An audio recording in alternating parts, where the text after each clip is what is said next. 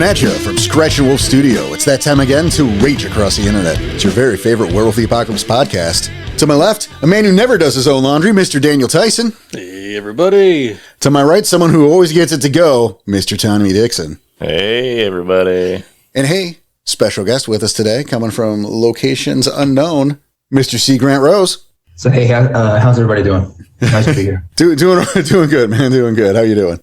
Busy as all hell. You know, always busy, always doing something. It's good to have you back on, though. Yes, Grant. Thanks for coming back. Been a little while. I know you are not currently in your home office. You are in parts unknown. So we appreciate you taking the time. I am, and I appreciate Danny's bomb-ass editing skills because this is going to take a little bit more work. Oh, probably. I think we might even, sabotage him a little bit here and there. That works. We do that. Just a karate chop to the gut, you know what I mean? Not sorry. All day, buddy. All day. Perfect. I can't wait. I'm just going to start counting. So, we have talked about it a lot. Mm-hmm. A lot. Yeah, we have. It's one of these little fantasy shows, right? That like we kept talking about and no one believed would actually ever happen. Including us. Right. But today we are going to hop on the Oriental Express and talk about the Hengeyokai. Choo-choo. That's right. Jesus. What federal will you choo-choos? Lots of train jokes this episode. Make sure you count them. What is this? No, it's just a reference to Sushi Express. Yeah, Sushi Express. The train-themed sushi restaurant. Which I would go to. I totally will. Well, that's why, in fact, if you're new to the show, I swear we're not being racist. I was in Virginia for a while on a thing, and there was this restaurant near where I was staying called Sushi Express, and I didn't want to go in because I built the mental image of this man who was obsessed with trains and worked it into the restaurant. So it was a train-themed sushi restaurant. And tell me the trains deliver the sushi. Yeah, well, it would be like the wasabi and the soy sauce would be in like a little trainer on the sushi bar. See, and that would be awesome. So. Right. And like it was Toshio or something, right? He'd be like so happy, to have his train-themed restaurant. It's his dream. And he'd be there as the host. And he'd be like, welcome to Sushi Express. What type of sushi? What do you choose? This is perfect. I need to go to this restaurant exactly. right now. And so I wouldn't go into the restaurant because I knew that wasn't what was happening there. And I didn't want to break my immersion and ruin it for me. It's like finding out Santa wasn't real. What? Santa's not real? What?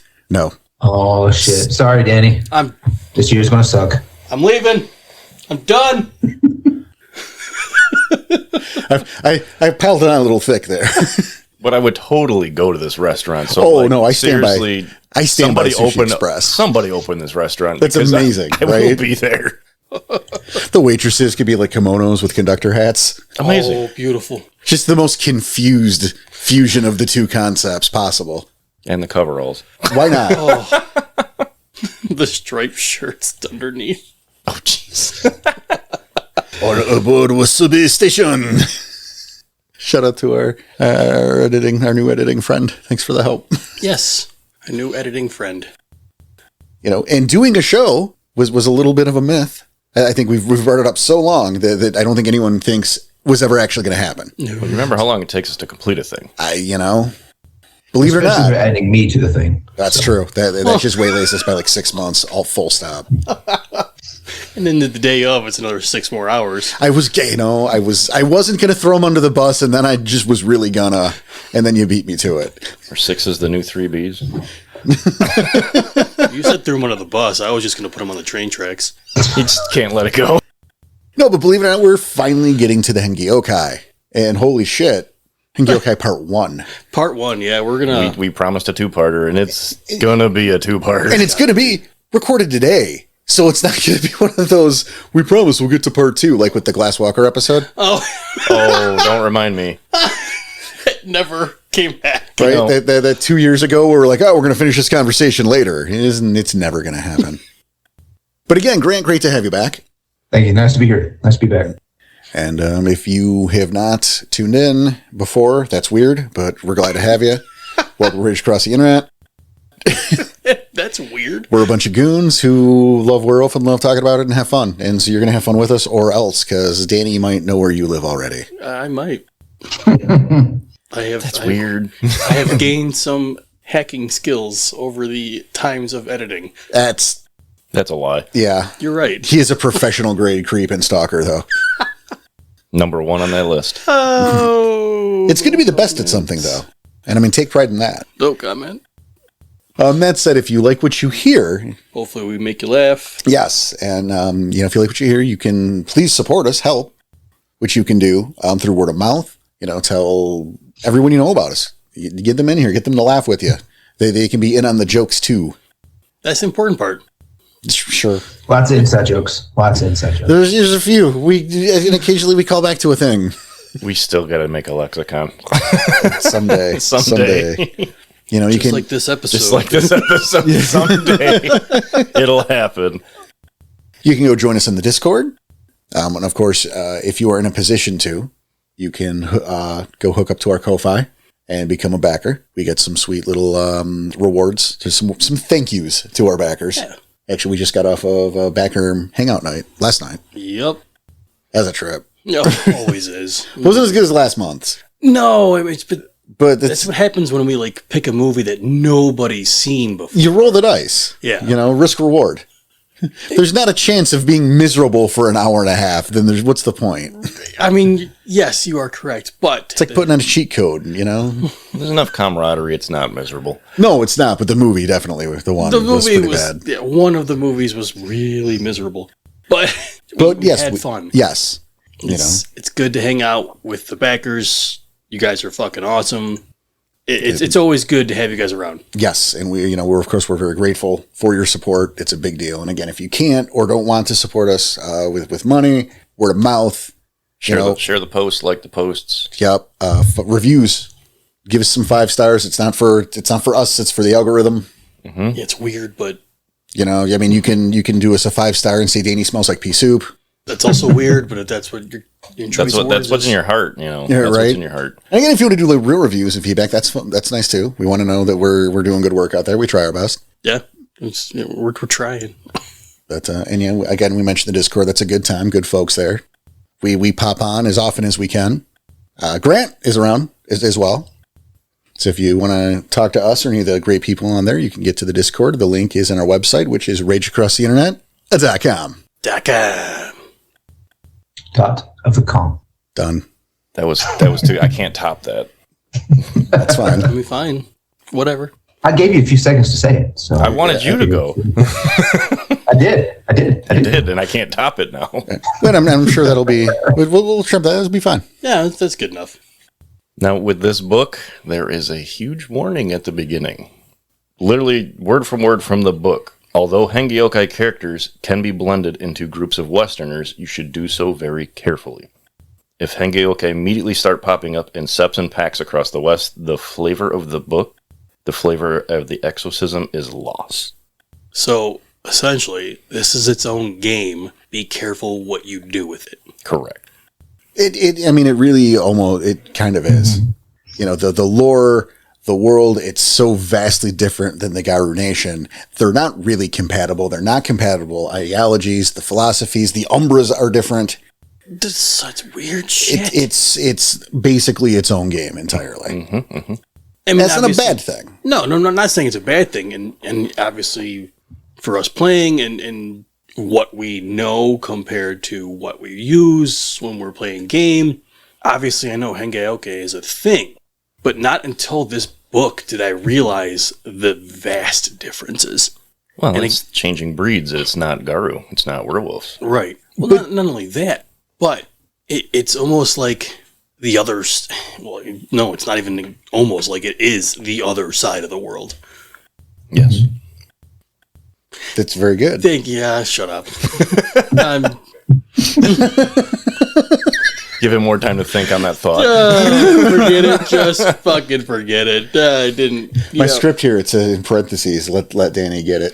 Oh, nice. no. That's a callback. Yeah, it is.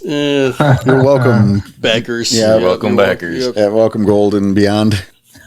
Yeah, so my big thing when it comes to Hengeyokai is that, when they first envisioned it, I think they envisioned it to sort of bridge a gap between the whole Kindred of the East splat they were just coming out with, and all those Eastern concepts are kind of trying to fix what the World of Darkness and the Far East is all about. And I think they use the Hengeyokai as sort of like the centerpiece to try to build it off of.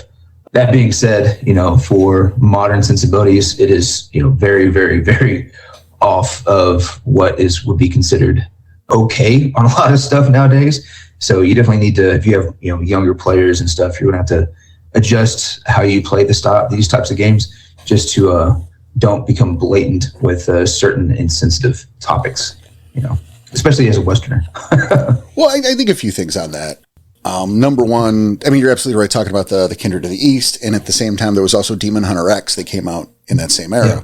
So they were building this entire Eastern, I don't want to say spin-off, but for lack of a better term, right? I know what you mean. And is anime inspired, and that's the thing, is where the world of darkness, as we know it, is very much a shittier version of the world at the time, a snapshot of the era. And it seems to me that the Eastern books, again, the Demon Hunter X, your Hengeyokai, your Kindred of the East, are more geared toward idealized version. It's more anime. Absolutely. Than real I would life. actually play that up completely. Like, it's not, unlike the World of Darkness in the West, is sort of based on like real life Western World of Darkness concepts. Or real life Western concepts. The Hengeyokai and all the Eastern stuff is actually seemingly based on like stylized fiction coming out of the East. And I think that's so important. It's not actually based on, it is. It's very important. It's not like because it's not actually based on the real East. It's based on this whole fictional, fiction and culture that's come from the East, but it's not actually based on the East or actual history.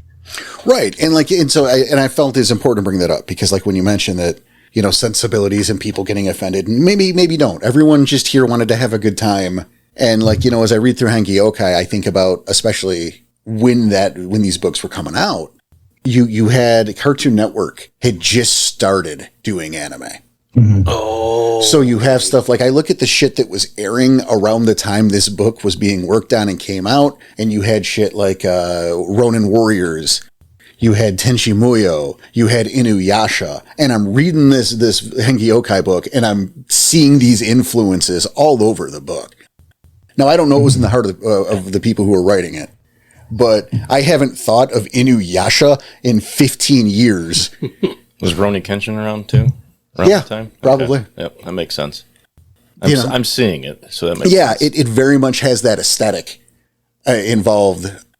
And I mean, other influences, I'm sure. But it's, if you're looking at it today through today's lens, maybe take a breath and relax and look at it through an anime lens and not a cultural. That's not what we're doing. It was just about having fun. Yeah, and It definitely helped when I was doing the research. I did look at it through a little bit of an anime lens because that's how I know the East, kind of. So, right? I mean, I grew up with anime, so this was looking through that lens. It helped. It makes sense because I was never into anime during that time. I've only lightly got into it. We're trying, everybody. Yeah, and now but He's dipping his pinky that. toe in right now.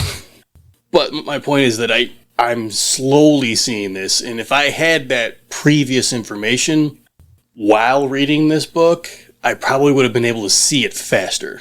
But like I'm getting glimpses of it, and it makes sense. But now that you're saying it out loud, it's like me putting two and two together. And yeah, most of this is a lot more fiction compared to the other side, if we want to call it that. Right. And Actual history. Right. I would say here, and that, I mean, obviously it was a deliberate choice, but in the way that we have that, accurate or not at times, that's such the look at the real, through the regular world of darkness, that tonal shift to make it more, it's like what I'll talk about when I talk about the Wild West, where you have your more historical type Westerns or your Hollywood Westerns. Right. And it's like, they definitely went Hollywood for Hengeyokai. And I mean, if you don't believe me, and I mean, I know what you guys do, open the front of the book and it starts with a goddamn manga. It's true. And I read it, and it was good. Yeah, that's pretty cool. No, it's cool. That's a good one. But that's the thing. Like even in that edition, in the second edition, you had comic books in the comics in the beginning of the tri books and everything.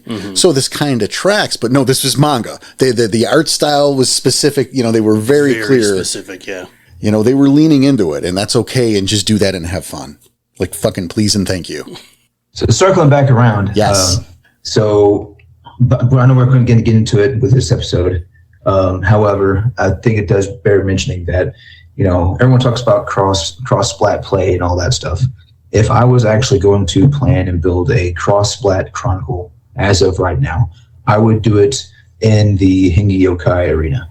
It is by far of the old World of Darkness the one that lends itself most to that type of cross splat play.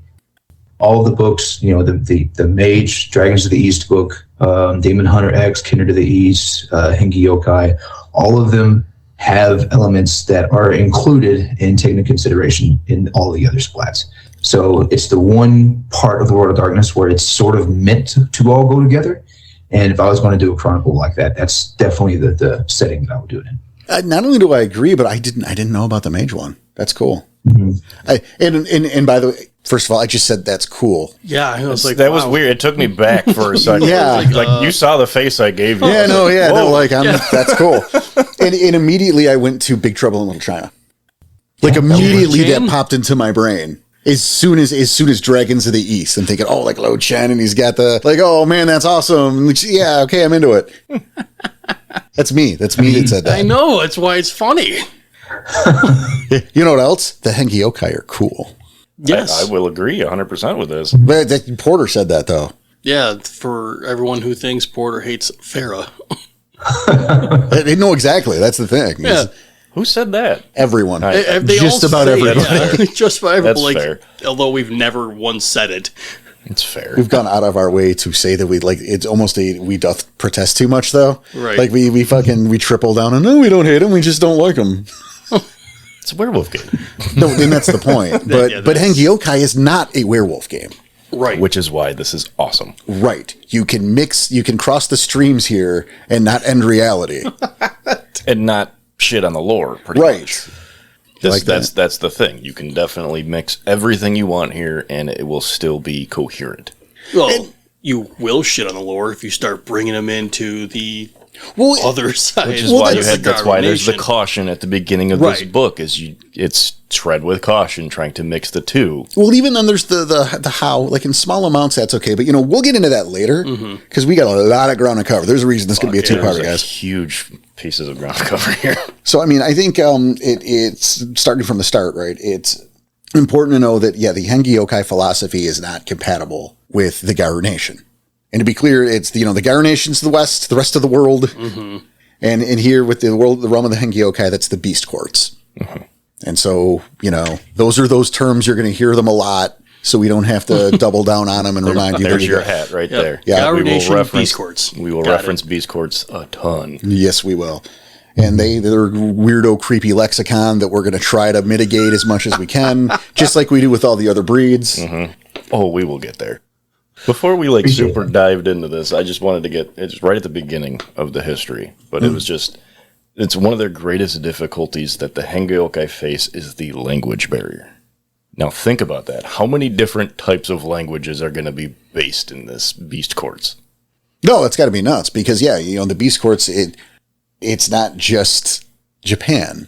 Like you instantly want to go there, but it's Japan, it's China, it's the whole fucking region. It's Asia. Yeah. Asia. It's the Asian region. And think about how many dialects are over there, all of that. Right. Like things got to get rough in the heat of the moment. I mean, and the situation gets more exacerbated by the fact that each species has a difficulty understanding another breed's communication. For each shapeshifter's tongue is a mix of body motion, scent release, and sound emanations, all peculiar to the werebeast in question. So how would they overcome this hurdle? It's important. It's good that you bring that up because like a normal in the nation, you can come across that problem as well, because it's the rest of the world is the nation. Exactly. Right. So it's like, hey, you got the Chicago and, we're going to do it with the Bears. And then you're over in Russia and like, they don't speak the Russian. And just fucking, I want a cheesesteak. But you have the Garu tongue. Right. Correct. For Garu. Yes. Right. That doesn't, Garu. that doesn't work over there. I mean, could you imagine? Like kind of. You've got the Haken there doing Garu tongue, and then like again the Samabito, and he goes to Fish Lupus and just flops around a bit, and they still can't understand each other. So flops around. So how do they overcome this? That's a good question. How do they overcome an it? extensive use of the gifts Mind Speak and Waking Dream of Unity. I was hoping you were going to say interpretive dance. That would be fun. I mean, that's It would be kind of what that hilarious. second gift sounded like. So, so this focus on mental speech allows them to communicate ideas, images, and abstract thought with other willing Shen as well as the Sunset people. Now, hey, we've hit our Lexicon. first weirdo lexicon word. The Shen. Both. The Shen is any Asian supernatural or awakened being. It's the catch-all term for all the shit that goes bump in the night or like in the midday. I don't know how often. I don't know mages working business hours. And the Sunset people, any Western Garu. So Yes. only Western Garu. Western Garu, yes. Okay. Basically, Garu. You think about it, it's just pretty much Garu. The nation is the Sunset people. Is the Nus. Okay. Here I'm thinking it was just everybody other than there. Well, I mean, everyone relevant, right? Yeah, sure.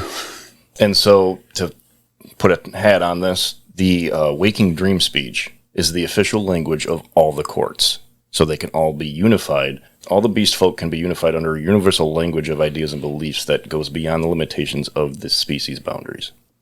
It's a good question. It's a good thing to get out of the way. I just wanted to make sure I got that, because you got to think about that with how many different types of beasts be an there are. nightmare. It'd be a nightmare just trying to unify these people, and they're very unified.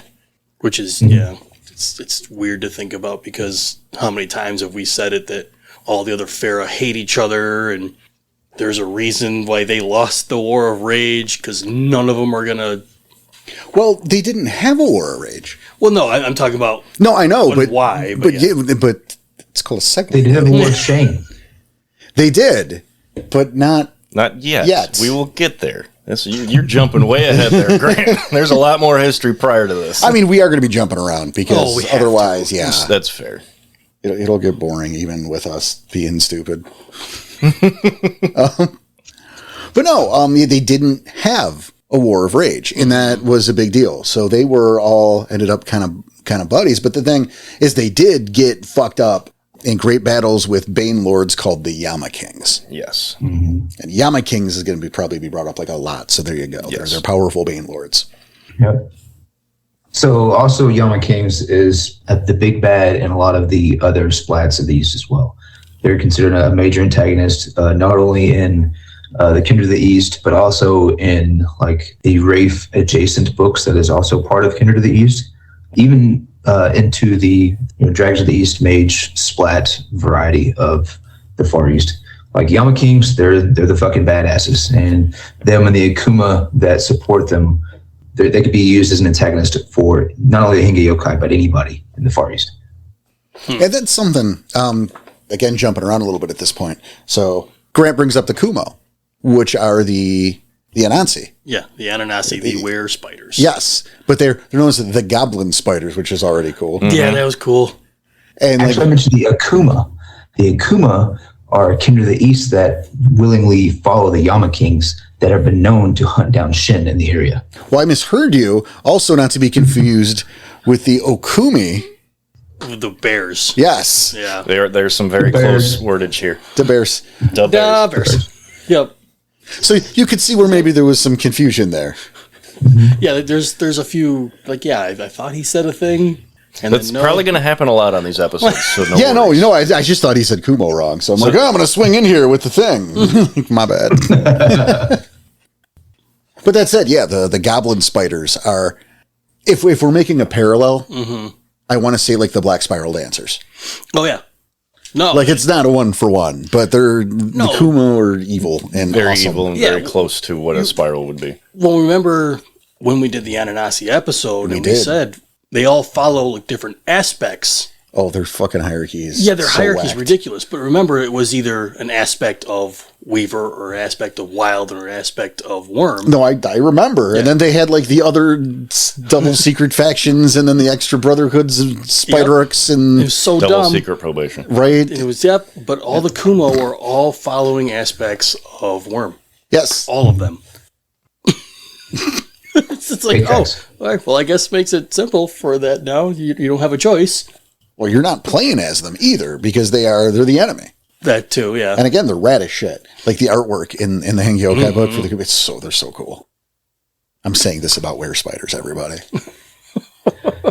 Yeah, I mean, to be honest, the were spiders in the World of Darkness, they're kind of like the alignment, like they follow the alignments from D&D.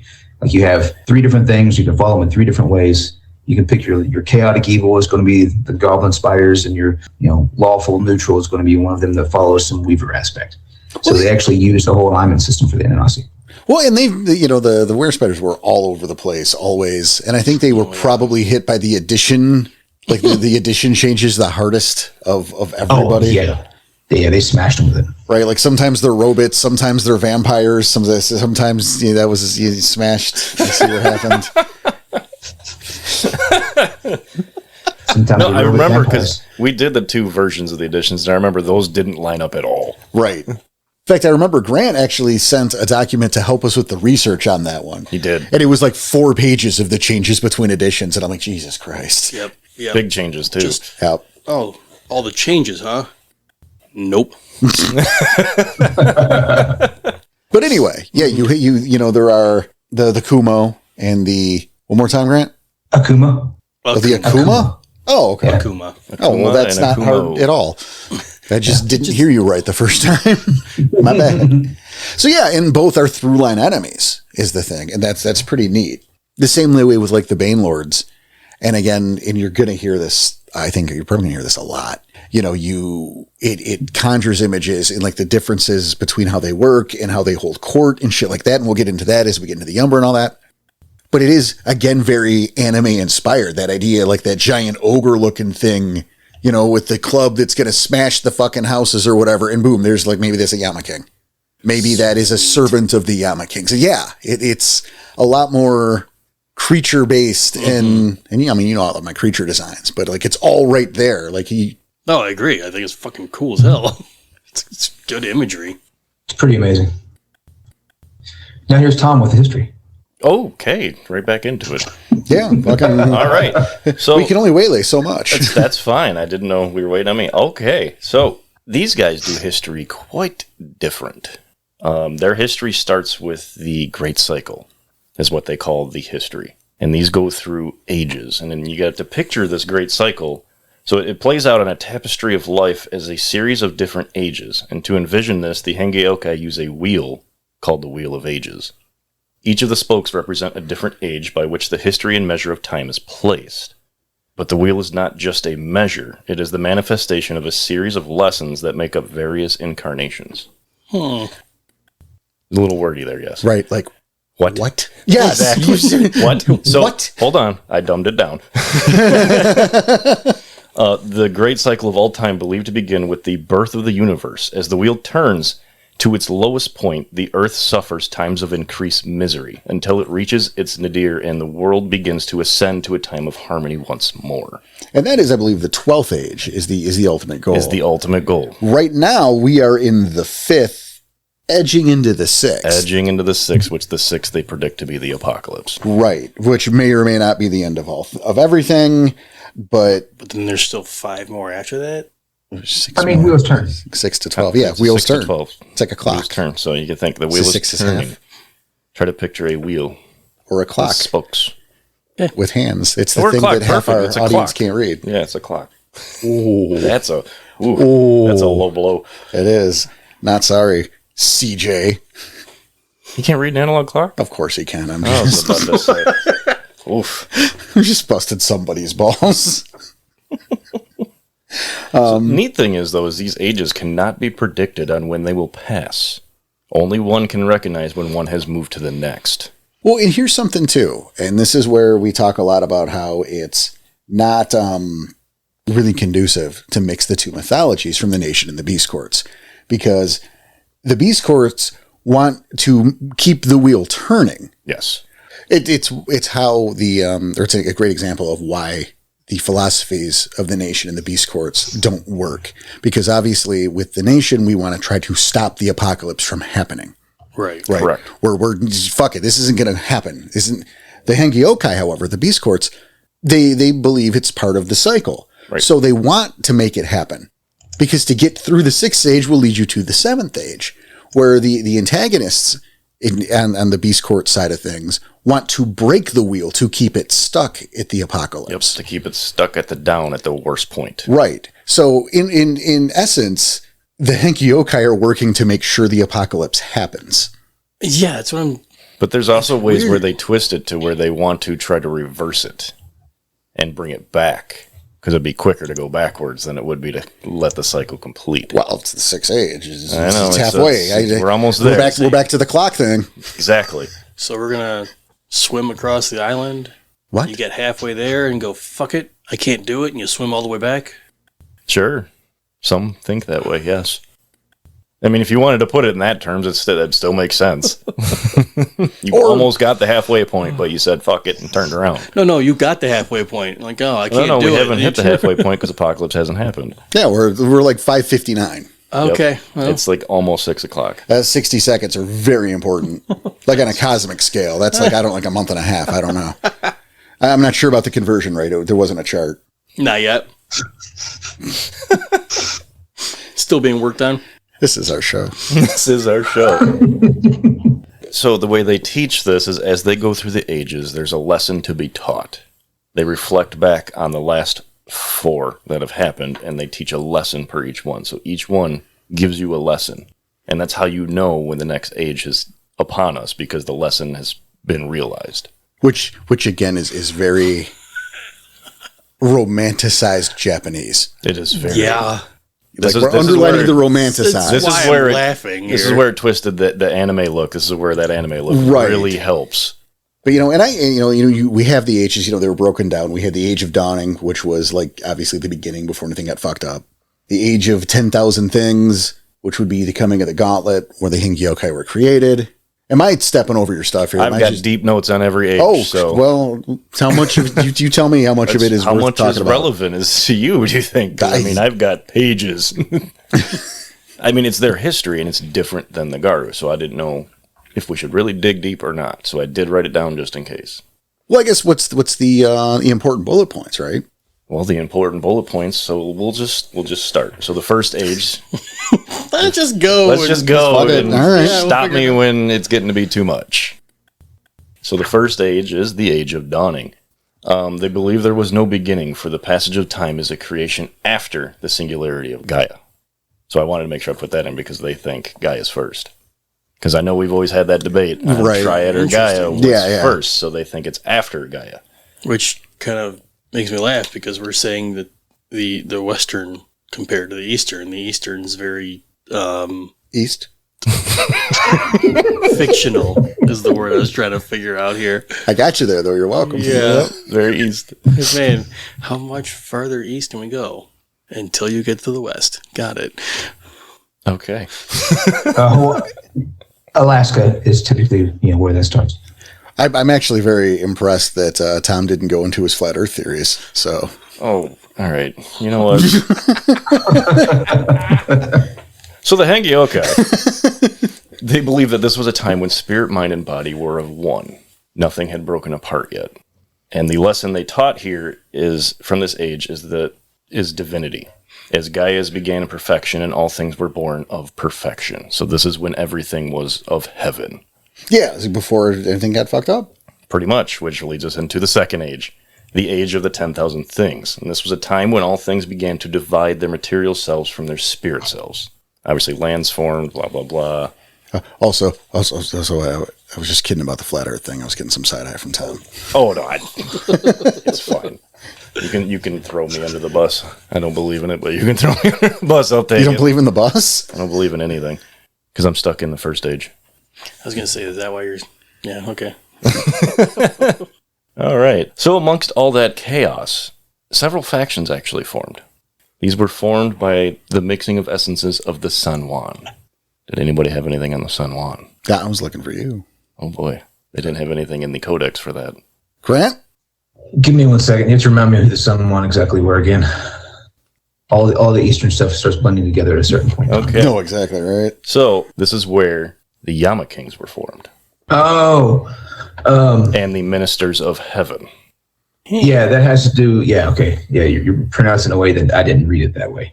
So yeah, that has to do with like the progenitor like realms and powers. Like all those were like the creatures, or however you want to say it, from back in the day, the ones that had the actual influence to do those types of things. The Banes and stuff like that. So the Yama Kings, obviously, we know were the Banes, powerful Banes, and their thing is they sought to take everything and shape them to their liking. And it's the Age of Legends. They were actually formed in the Second Age, not the Third Age yet. This is when things were forming, when everything split, and then Yama Kings were formed, and then the Ministers of Heaven were formed to fight the Yama Kings. Mm-hmm. So they knew they were going to be a problem. Always Correct. politics, too. Always politics. Fucking ministers, they can't, So the Ministers of Heavens actually chose humans as their champions and created Big mistake. the Wanxian, the 10,000 Immortals. They created the vampires to help fight this. Really? They did. They did. That was their big army to fight off. Did they Kings. need someone to count the enemy's forces? Or Not 1, 2, All the way to 10,000. but So you have to think, before we continue, you have to think that these Kuei Jin that they've created back in that age, they were different than the modern Kuei Jin. They weren't fallen. And even then, the Kuei Jin are not kindred vampires the way the way you think about it in the Western world of darkness. These guys are sort of like risen wraiths, where they've died and they've went and repossessed their own body. And that's how they attained the powers of Eastern vampirism. So totally different guys. Yep. Which is kind of neat. It's its own thing. It's very neat. Yeah, they are vampires, but not vampires. But of course, this is also when Gaia stepped in and formed the Hengeyokai, because there was not enough to fight off the Yama Kings. The 10,000 vampires was not enough. No. No, Damn. I remember what the San Juan was, by the way. San Juan is just the Eastern, Kindred of the East type term for the Triad. The San Juan of the Triad. There we go. Because I had missed that in my notes. See, now it's coming together. There's a lot. There's a lot, everybody. Yeah. There is a lot. And then to finalize this age off, the lesson taught here is for this age is creation. Each thing was born into the world for a purpose, and never forget that we were born to defend our mother from those who would sully and pervert all the 10,000 things she created. Got something? You seem like you have something. Because I said pervert. Is that why? No. I'm just, you gotta defend your mother. It's like I gotta wonder if the Yama Kings, because So here's the thing, like an anime. he hasn't gotten into yet. He hasn't gotten into it yet.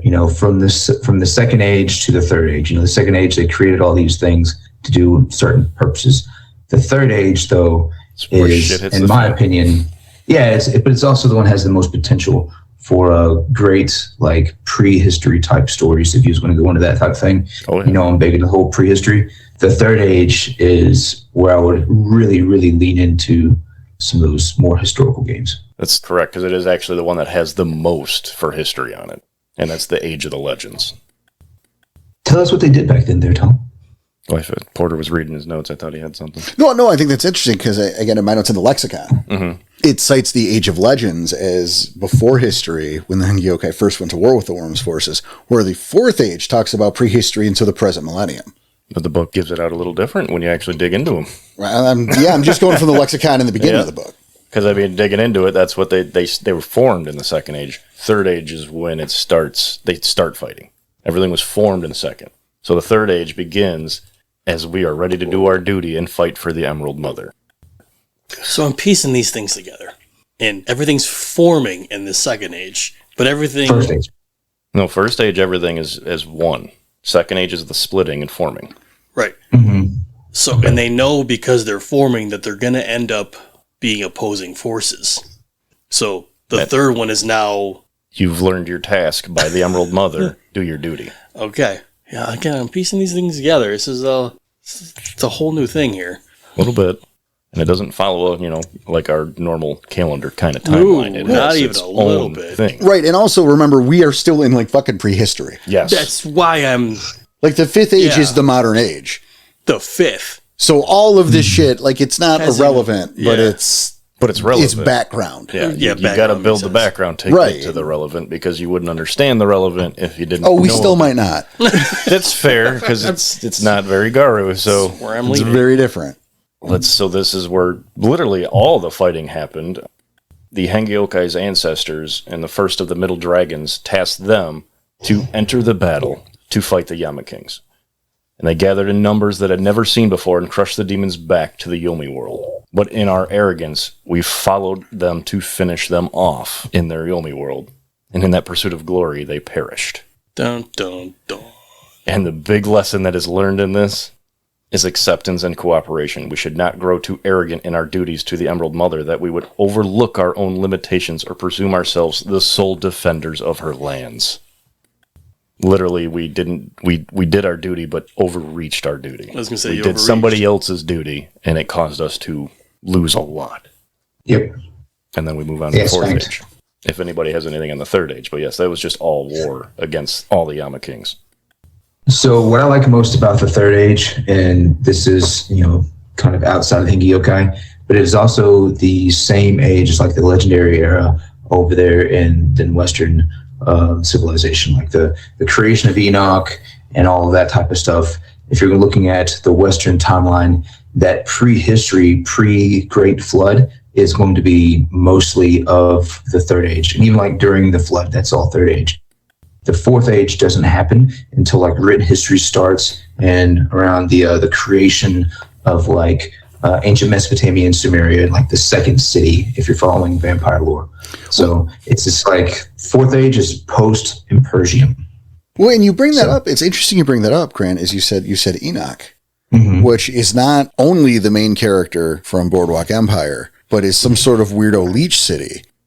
And it's also a book, if you want to learn about its nightlife, is also a book coming out from the Etched in Crimson label. And I believe we know someone who's in charge of that. Grant, have you heard of Enoch by Night? It is on the way, I promise. There have been several real life delays. We have a lot of new art coming in, and the art comes in, we can get it all nailed down. We're going to start pushing out previews. The book is pretty much wrote. It's just getting all the other bangs and whistles, all figured out. Etched Encryption is a very, very small company. We don't do a whole lot. There's not a lot of people that handle all the work. And then anything I'm doing for Weaponized Ink kind of takes me away from Etched Encryption. So it's there's only one of me, unfortunately. Unfortunately. No, just, I thought maybe you might know something about it. And I feel like when that book lands, when it allegedly lands, I'm sure we can bring up a weirdo leech story about home improvement or construction. I don't know what it's about. I think it's. If you even want to do a whole episode on it, we can do a whole episode on it. We can just take you to vampire class. Who knows what the future holds? I think it's. It's a wonderful story about Steve Buscemi learning how to build a city once upon a time, I think. 3 years in the making. But Enoch by Night, everybody. Keep your eyes open. You're saying something. It was interesting what he was saying prior, because the fourth age begins before human history, but also human history was born within this age. The balance that was kept on the human population was thrown to the wind when the Wanxian was greedy and wanted more share of the land. And thus, the War of Shame and the War of Rage happened in That the was going to fourth be my age. question. That was going to be my question. Like, how big of a timeline are we looking for? This is a big fourth one. age here. The fourth age is a big one. This is when the War of Rage and the War of Shame happened. Well, and that's the thing. And this is, I'm yay, we get to talk about this. Mm-hmm. Like we mentioned before, is the Hengeyokai did not have a War of Rage. But it still it's happened. mentioned this is when it happened. No, that's. But that's not yet. Yeah, Right. Yeah. I know, we were getting there. I'm sorry. The timeline exists, right? It's like, the nation was over there having the War of Rage. The Hengeyokai didn't have a War of Rage. They instead had the War of Shame. Correct. Which is when this whole group, right, who are working together happy, crazy, fucked off the Asian girl. Yep. The Wanxian did. Because they were jerks. And they were evil and the root of all evil. Yeah. And the Pharaoh were super big meanies and just picked on the bears. You see what I'm doing here? Yes, I love it. You see what I'm doing here? I love it. And the Garo on the other side of the world who didn't know about any of this were all horrified at how mean.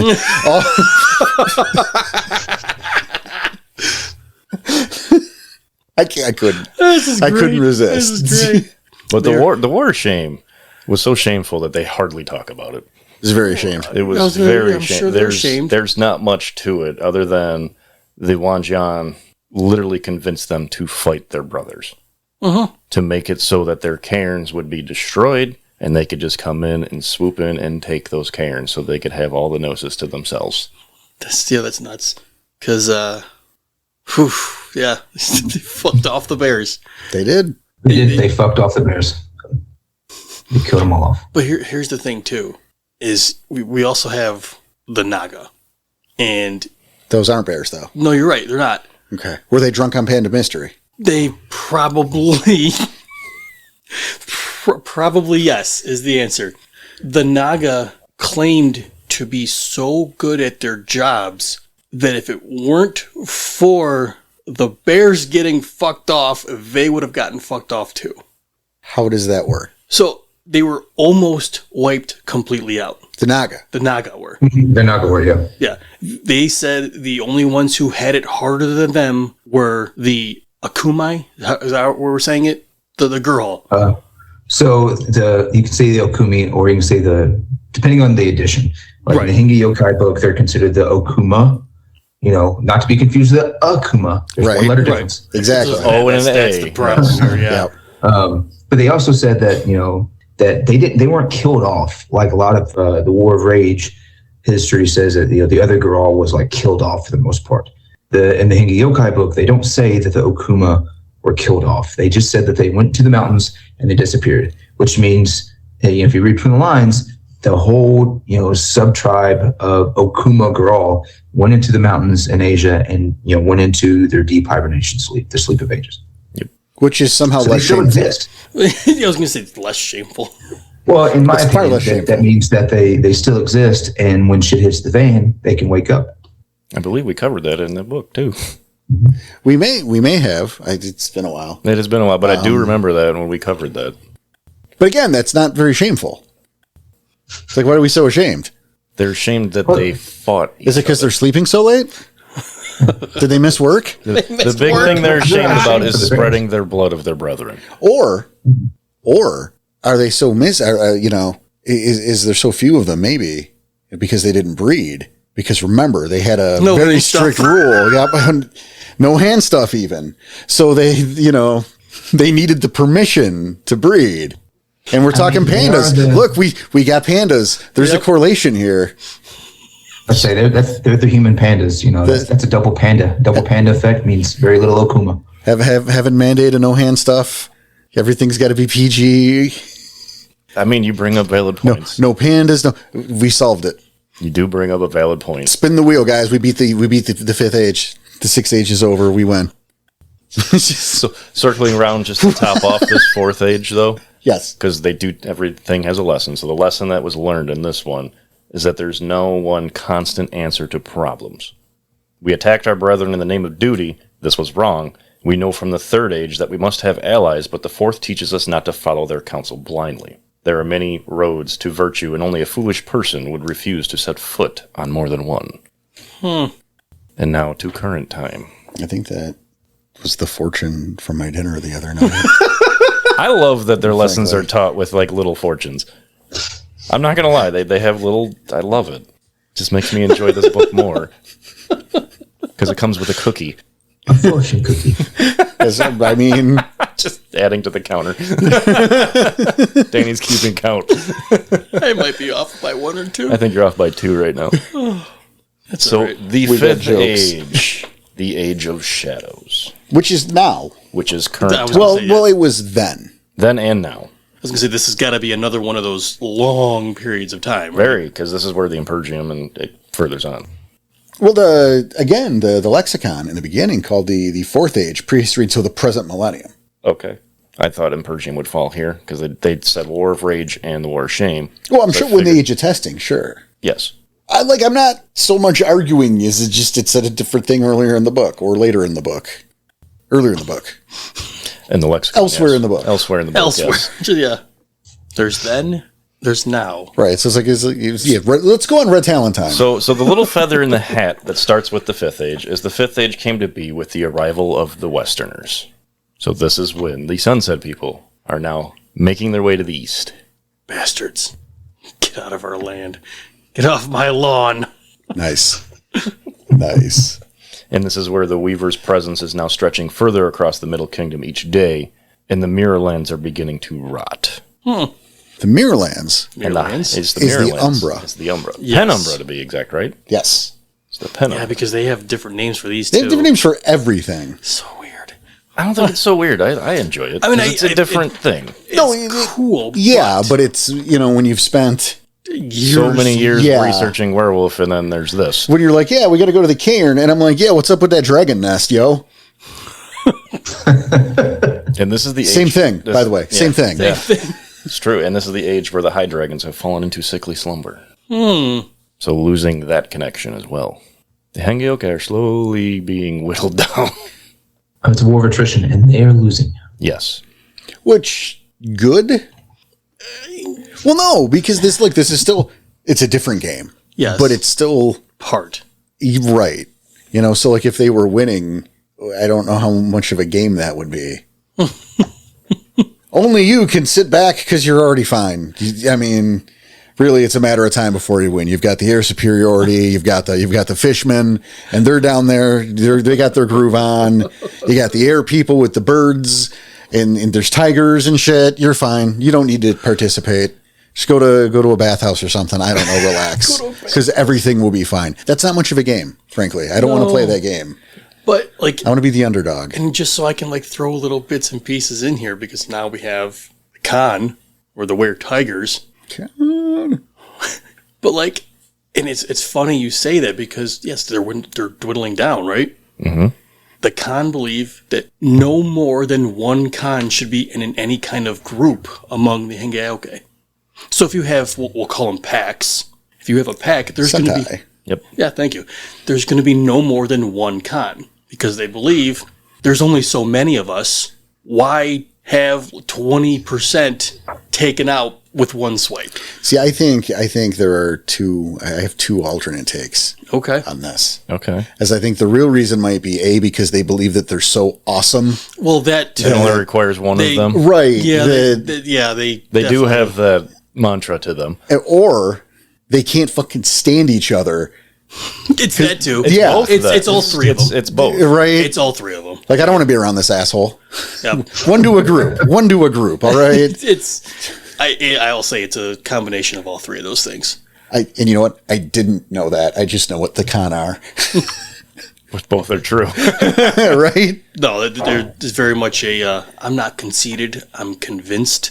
Well, I'd also like to point out, and I think this might be a good time to dip into what the races of the Hengeyokai are. Perfect is that- time because the fifth age in the book, they copped out and went, this is modern time. You'll learn it as you go. Well, yeah, that's the current setting. So, like, Exactly. But figure the it book, out, stupid. the book copped out and gave you nothing and said this, you'll learn it as you go. Yeah. No, I'm fine with that, though, right? Yep. And then there's no lesson to be taught because once the lesson is learned, we move to the sixth age. and then everyone's dead, so fuck off. And the sixth age is, yes, the age of the apocalypse. So yeah, no, I think first things first, and it actually, because we started talking about the con, they don't have to be first, but it's worth noting that everyone has, not everyone, the Naga as well, has their own special Hengeyokai name, The Khan. or the con, The though. Khan. Yep. Because of course they are. Yep. Because We're they don't too get a important. special name. No, because they're not special. Take that, dicks. They're kind of they consider themselves champions. Of course they are. Yeah. But you know what? They still poop in a box, so I don't want to hear it. When you said that, I pictured you fixing your tie. I think they're champions. My monocle. But they're kind of like the generals of each of the senpai. Sentai. Sentai. Sentai. Senpai's teacher. They're kind of the generals of the sentai. Again, and no more than one, because don't take too many of us out at once. Because the box isn't big enough for them all to shit in. Right. And then they argue about who's going to clean it. So the contrasting aspect of that, though, is that there's more Khan in the Beast Court than any other pharaoh. Elaborate. Like, there's numbers-wise, there's more Khan throughout the Beast Courts than any other pharaoh. It says it in the book that there's more of them than any of the others. So then how do they which follow is- this rule then? That's why it's funny. I kind of don't believe that. Like, I believe it says it in the books, but I kind of call... You mean to tell me that there are more fucking tigers than rats? Like, that shit's suspect immediately. I think there's more tigers than rats that are willing to play ball with everyone else. You know, you got to think that That's- Disney, the Rat that's King, okay. That's a different- That's yes, That's a different fair. story. Okay. retract that a little bit. Yep. Only a little, though. Yeah, because that's a good argument. That's all right. I'm not even going to attempt to dismantle that argument. You win. Yeah. We would be here for a while. They even say that like if you see more than one con together, it's most likely because The threat is big. no, it's because the one is training like a cub, Okay. and only one. He only gets one trainer. Well, they're not gonna vie for who's gonna be. They're not gonna put up with sass mouth of other con. Well, that's the other thing too. Go ahead, Grant. Here's another little point that kind of makes no sense. I think is hilarious.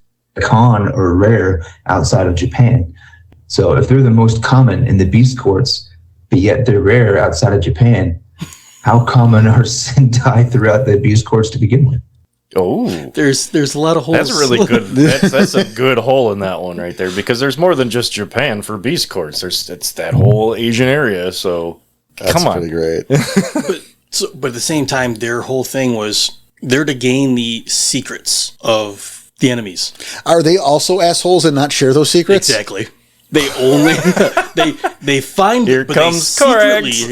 yep, they secretly find those secrets, like stealthily, if you will. No, I like secretly find the secrets. Yeah, That's a secretly great find. sentence. We'll go secretly find the secrets, but they don't give the secrets away. They hold them on because they're to assholes. themselves. Yeah. They hold on to them themselves. Don't worry, guys. Hall Pass has it. As perfect best step behavior. You dicks. The information is only privy to them, is how they see it. And again, them being the quote-unquote generals. Right. So, like, I had them in order of the book, so that was, like, number 2. But number 1 was the Hakan. Oh, we're gonna start. Well, we didn't start with them. No, but, Jump around. well, jump around. That's what we're going to do. I like how instead of House of Pain, you went with Crisscross. That's true. I just refused to jump around in the history. Like, you had to follow that. I'm sorry.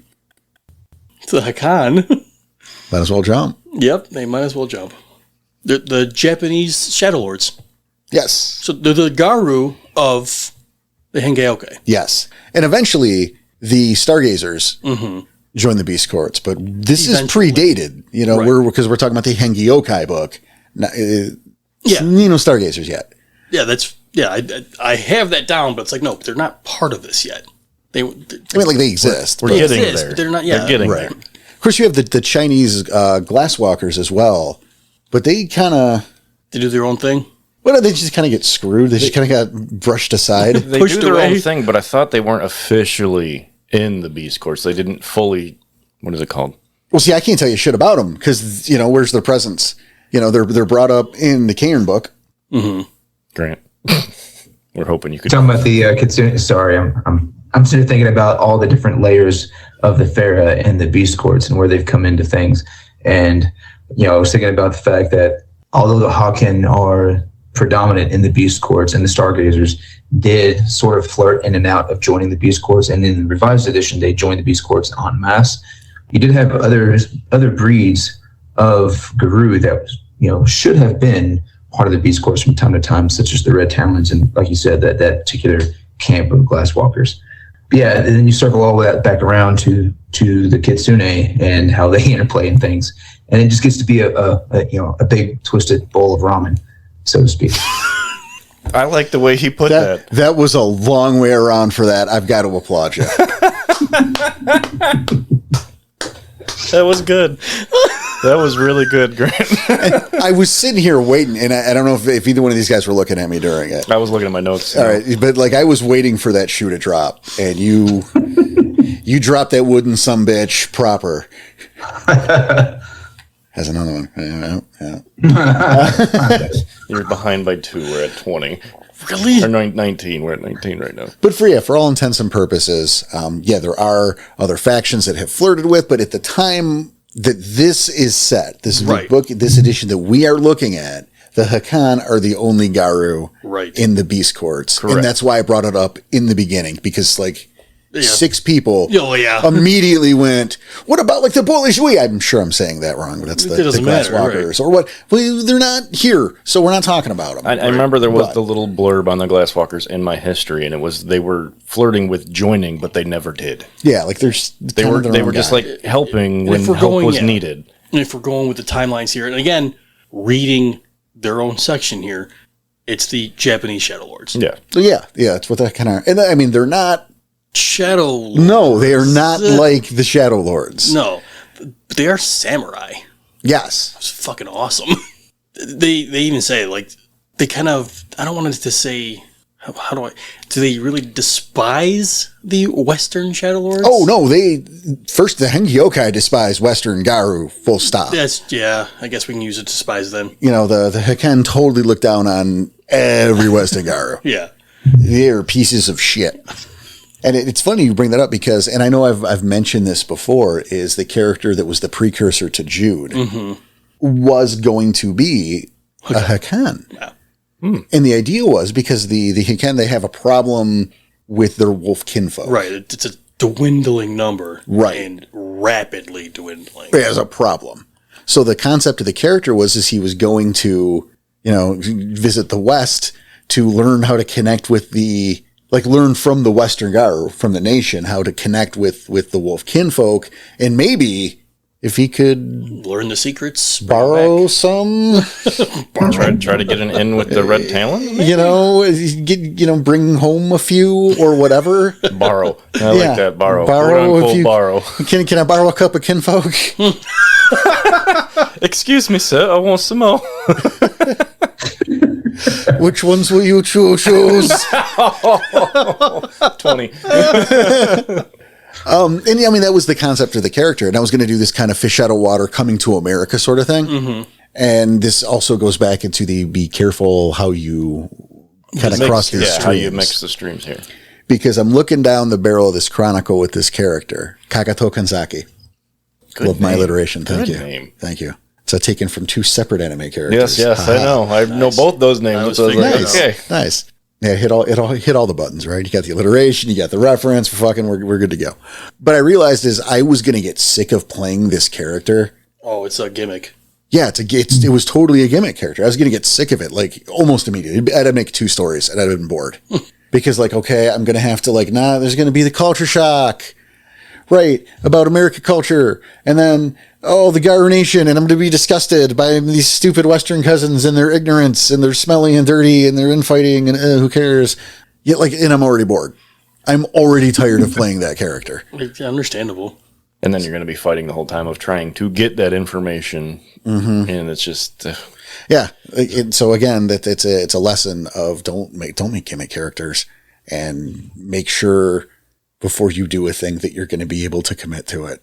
Because I would have been able to. I just would have been bored and miserable for the entire time, and that's rarely my motivation for doing things. And that's if your ST even plays ball and allows that to keep furthering. No, that's true. Because that's the other thing. You got to have the ST that's going to have the play approval. Ball. Yeah. Because they have to write that into the story. You don't have to factor in this asshole. Yep. I mean, leaning back into the Haken, they follow generally the code of Bushido.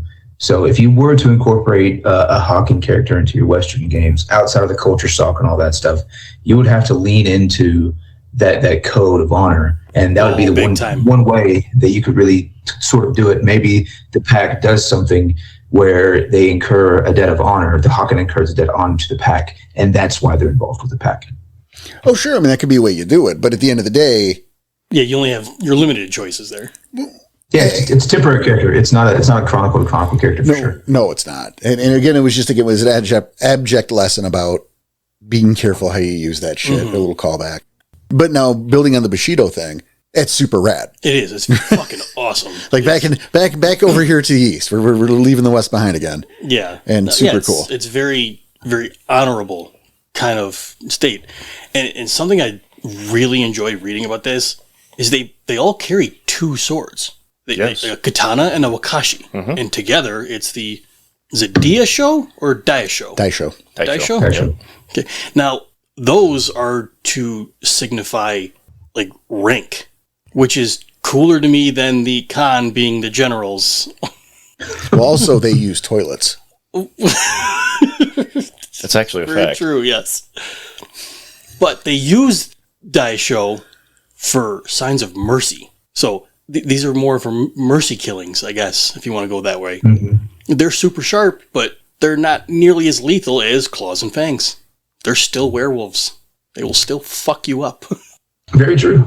Very, very true. They're still, well, yeah, if you look into Bushido, like the romanticized version of Bushido that we're exposed to in the West is pretty far from what Bushido actually was. Even though it was a code of honor, it was still a warrior's code first. And being part of a warrior's code is, I mean, there's murder and death and violence involved in that. And it's just a nice way to say that, hey, this is a code of war that these guys were following. But war is still war. So That's true. But I mean, there's the high war and the low war. Yes, well, And that high war, that honorable combat is very much in the wheelhouse of the Ken, who would look down on the Shadow Lords who would perform the low Manipulate war. and do the low war, yes. and we'll get there with, you know what? I'll skip right to them. Oh, no. Yeah. Oh, darn. The Nezumi. oh, my favorite. Really? They are my favorite of all the Hengeyokai. The Nezumi, for me, they have the most dynamicism and depth that you can add to games because they do have a lot of variance. And if you take the Ratkin whole as a whole into it, like why are the Nezumi actually in the Beast Courts? You know, are they actually following, you know, the Beast Court ideals, or are they just biding their time until, you know, the big boys in Ratkin proper say, hey, times have fucking happened, you know, we've hit the switch, you know, activate Operation Take Out China. No, I mean, Has the densest population, and the Ratkin's original thing from Gaia is to control humans. So of course they're going to have this massive population of Nezumi just hiding out and waiting in China for the shoe to drop and say, all right, this is how we take them out. If I was going to do an apocalypse where the Ratkin are the ones instigating things, I would say the Nezumi doing stuff in China would be the first step. So I just want some General Tso's. Grant's talking about Chinese takeout. They're breeding faster than the Ratkin in the West. So there's even more of them than you think of. Oh, but I thought Well, you that's just what said, you yeah. Oh, Mr. Tiger Number yeah, Man. that's why it's funny. There's so many holes in that plot line. Hold on. But To like, give the writers a little bit of credit, I think what they were intending to say is that there are more Khan, and they clarify this in W20. That's why I believe that they actually meant this. They were saying that there's more Khan in the Beast Courts than of any other Bastet there. So that's my Well, belief that can't they be were true because there's no mention of other Bastet. all right. Now, also with the Nezumi, they're another form of balance. They're preventing these villages from growing too fast. It's true. They use whatever they can, especially plague and sickness, but they're there to help keep the balance. They even used them as the yang. Well, it's interesting. I mean, you say that, right? And we know. I don't want to say no because like I'm not there. I know. Like there's But I a lot of understand what you're trying to say. Right. There's a lot of places I've never been, and Asia is like all of them. Like all of them are in, All of the things, yes. yeah.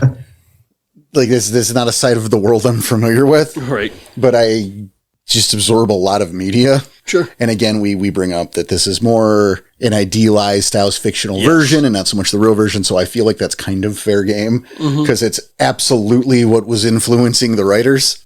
Oh, I agree. But you think of all these like these little tiny villages, you know, all throughout, you know, Asia, these, you know, it's a little tiny fishing village here and here's a little farming village. Like it's so far away from like Tokyo or, you know, or Seoul or what, you know, wherever. And so like, I can't help but feel that not only have they done a pretty good job, right? By, you know, if you contrast with the West, where everything is everywhere always. I mean, I think it's a point of pride, I think, for us is like, there's like 12 pizza places within spitting distance from here, right? That's true. By the way, 100% true. That's true. But no, the idea that we compare it to the West, right? They've done a much better job keeping the population down. I mean, you could make that argument, but also it ties a little bit into the Umber to where there are places in the Beast Courts where the gauntlet is so fucking paper thin, and I'm not just talking cairns.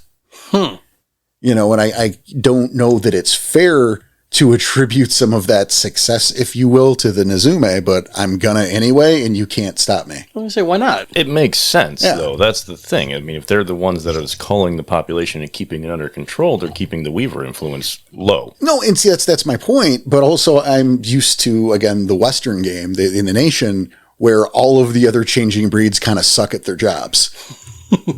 They're not unified. Right. There's reasons for it. Oh, Look, yeah. this is not what we're here for.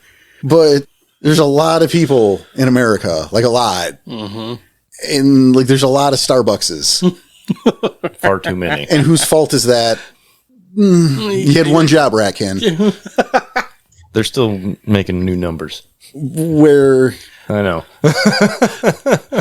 But the whole point of bringing the Nezumi in next were... Because the Haken were the masters of the High War. Whereas Nezumi, you're kind of the masters of the Low War. A good way to look at them, if you really want to break it down, is like they're like the ninjas. Yeah. Oh, The Haken are the samurai, the Nezumi are the ninjas. Yeah. They did do that parallel where the Haken are the samurai of the beast courts, and the Nezumi are the ninja. You know, at the same time, I can't help but think that the writers of the Nezumi, you know, they were rocking some of those old school Sega Genesis games, and they just had to take the opportunity to throw Slade in there. You know, I mean, everyone loves Slade. I'll give them that. That's right. Nice. Well done.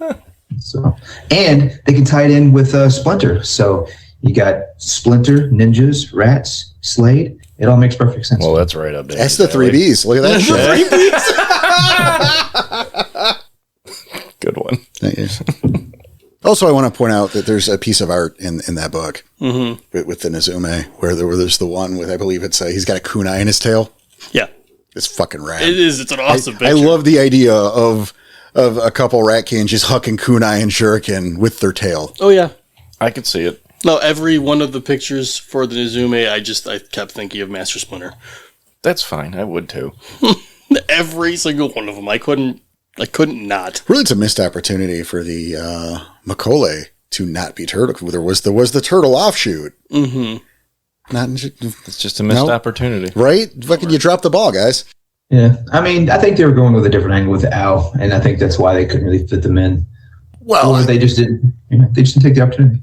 Well, I think. I mean, I make a little joke, but honestly, it was the time it came out was like a low point for that franchise. Oh, okay. I see what you're Facts. saying, yeah. True story. Yeah. So, like, if they would have done it, they'd have been laughed off the stage. Oh. No one would have respected it. Everyone would have rolled their eyes when they made fucking Ninja Turtles. That's so stupid. They'd have shot themselves in the foot. So, like, I'm glad they didn't. It's fine that we can tell that joke right now, but yeah. No, I may have liked them more, but I'm biased. I was going to say, yeah, you and me were very biased upon that, and maybe a lot of other people too, but... Maybe, but we are today. Today. Not through the 1998 lens. True story. That's when the book came out. Right. So, fucking... I missed that lens. Yeah, it was a nice lens. So, are we going to talk about the con again, since we already mentioned it? There's a couple points that I would like to mention about the con. No, yeah, we'll dip back to the con. Go for it. So, one big thing that I think is interesting with the con is that, unlike other Bastet, they can actually take the ancestors' background. And that's pretty huge to me, because that means that they're not like lost in the sauce like a lot of the other ones are. Lost in the sauce. I'm using that later. That is interesting, and that's actually going to tie into an Umbra realm later. But speaking of the Umbra, I don't honestly know if I said this already, because there's just so much shit. For probably not. Right. So, like, if I did, I guess it's going to get cut. But something I thought was pretty cool in terms of the Sentai, which again is that's the pack, and they're different type. There's a Mountain Sentai and I forget the other one right now. It doesn't fucking matter. But with the Mountain Sentai, you can still set up an opener of the way for the Umbra, like a regular Garu pack. The thing is with a Sentai, with this Mountain Sentai, the opener of the way, the Farah members of the Beast Courts that normally can't access the Umbra can follow. Oh. Oh, that's cool. Which, again, rolls back to the Khan, who, normally a Bastet can't get to the Umbra without a Den Realm. Or I think a specific gift at like rank 3 or something. For the Khan, I think it was rank 4. Okay. But Bastet, again, they need a special gift or to be in a Den Realm. So when they're with their pack, they can follow the opener of the way. And like the Macaulay also normally, like, so if there's a pharaoh that normally can't hit the Umbra, they can, going with their Sentai specifically. Okay. Which I thought was cool. And again, there is a realm dedicated to ancestors.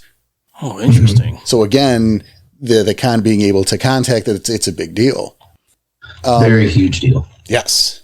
Did you have more on the con there, Grant? I mean, we can go pretty deep into them by themselves. I do like the fact that out of all the Bastet, they're much more varied than usual. They even though they have like solitary lives like the other Bastet, because of their Hengeyokai, they actually have this social structure that they're still with. And, they kind of really balance out the methodology of warfare that the Haken actually bring in. While the Haken are all about doing things honorably, the Khan are more worried about, let's just kill them all. Just kill them all however we can, doesn't matter. So unlike the Nezumi, who's like, let's do it from the shadows, and the Haken's like, let's do it straight up on the open battlefield. The Khan are sort of like the swing, where it's like, hey, let's choose the battle that's most appropriate for our successes in this environment. Which is why I appreciate the whole general aspect. Doesn't mean I fully agree that they should be the general of each of these Sentais, but I can appreciate why. Well, they have the courtesy to knock on the door first and not just walk in. Sometimes. Sometimes conventionally fighting is better than stabbing them in the back.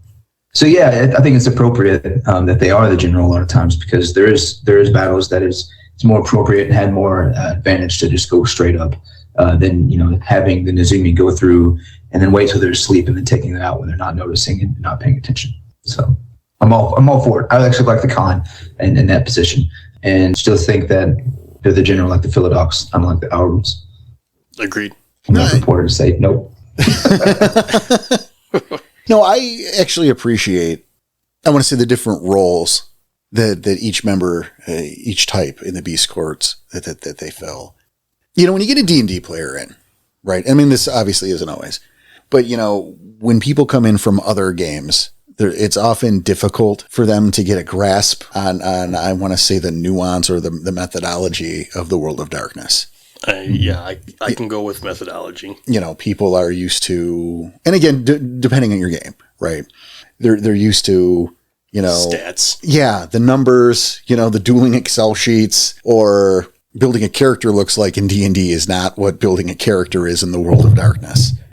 But, as much as you look at the auspices, right, and you can sell those to a D&D player, for example, as job classes, I think that transition works a lot better with the Hengeyokai. Oh, okay. You're going that direction. Forget auspice at that point, right? But I mean, let's look at how we've been talking. You've got the Haken, who are the samurai, the Nezume, who are your ninjas. To be able to break that down, there's the archetype, the trope there that seems to fit with each member of the Beast Courts better, based on the race, and it's an easier. I think it's an easier sell. I can agree. Like, it's more simplistic, but it's not simple. Yeah, I concur. I know exactly where you're going with that. Yeah, it's just an easier sell. It's definitely not simple, but it's easier to grasp. I think it's a good thing. It's not the Garrodation. Right. We're not measuring here. No. That's why I appreciate this game. Just in general, it's never about measuring. But hey, we're just scratching the surface on the members of the Beast Courts, on the way of life of the Beast Courts, on what's going on in the Umbra. There's more to talk about, and we are going to do that. As always, thank you for listening to the show. We thank you for your support. Grant, great to have you with us, and see everyone else whenever we get back to it. So. 2 weeks, we promise. We swearsies. So on behalf of everyone here at Scratch Wolf Studio, we want to say, take care of yourselves, take care of each other. Keep your claws sharp, your head in a swivel. We'll see you.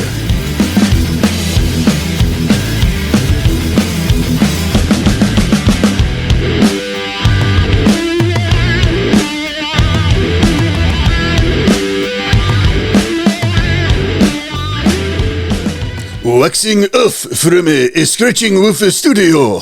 It is time for Ancient Secret Shiny Time, Hengeyokai Edition, coming at you to build your railroad. Not sorry. No comment.